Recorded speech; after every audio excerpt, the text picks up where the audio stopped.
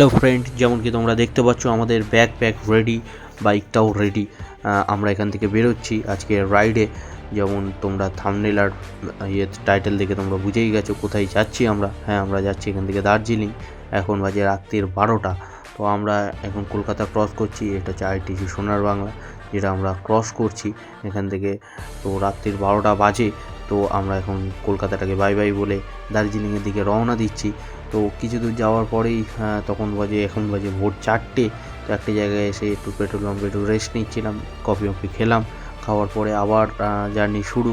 আবার আমরা যাচ্ছি আমাদের গন্তব্যর দিকে। আজকের ইচ্ছা আছে আজ 6:30টার মধ্যে সেই জায়গা পৌঁছে যাওয়ার। এটা ফারাক্কা ব্রিজ, যে ব্রিজটা আমরা ক্রস করছি, যে ব্রিজটার ওপর দিয়ে এখন যাচ্ছি, এই ব্রিজটার নাম হচ্ছে ফারাক্কা ব্রিজ।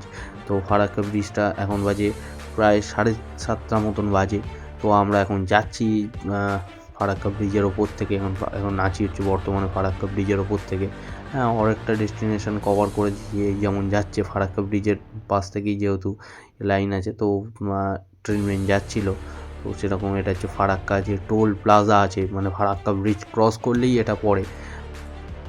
তো ফারাক্কা টোল প্লাজা ক্রস করে কিছু দূর যাওয়ার পরে রাস্তার কাজ হওয়ার দরুন আমাদের যে রাস্তাটাকে সেটা ডাইভার্ট করে নিতে হয়েছিল। কারণ রাস্তায় যেহেতু কাজ চলছিল, তোমরা দেখতে পেলে একটা ব্রিজ হচ্ছিল।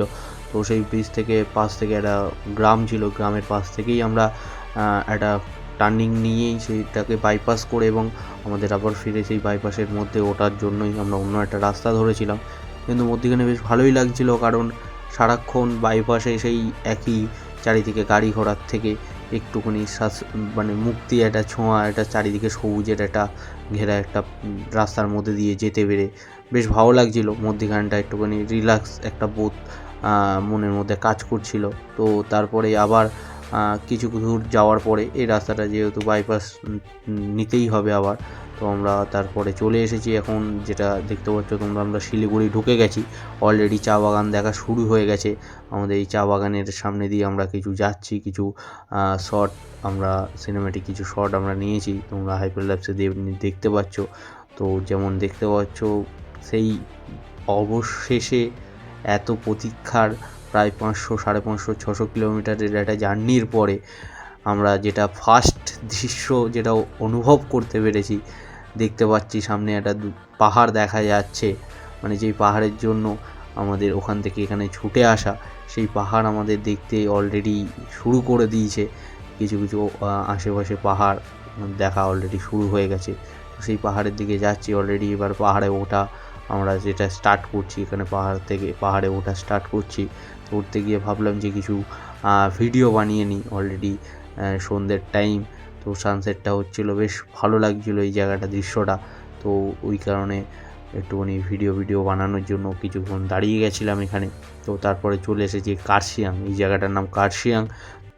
তো কার্শিয়াংয়ে দাঁড়িয়ে কিছু ছবি তোলার পরে এখানেই দাঁড়িয়ে আমরা হোটেলের জন্য কথাবার্তা বলে নিয়েছিলাম, যে কোথায় থাকবো, কীভাবে করবো। সেটা হচ্ছে আমরা এই কার্শিয়াং থেকে দার্জিলিং যাওয়ার পথে একটা জায়গা আছে, একটা হোটেল আছে মধ্যখানে অফবিট একটা লোকেশান, সেখানেই আমরা থাকবো।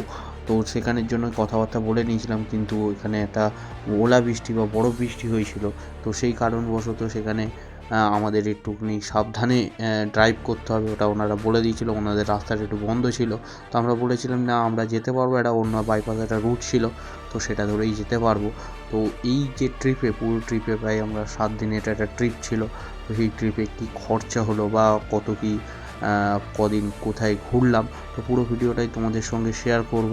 তো তোমরা সঙ্গে থাকো। তো পেজে যদি নতুন হয়ে থাকো তাহলে পেজটাকে অবশ্যই ফলো করে নাও।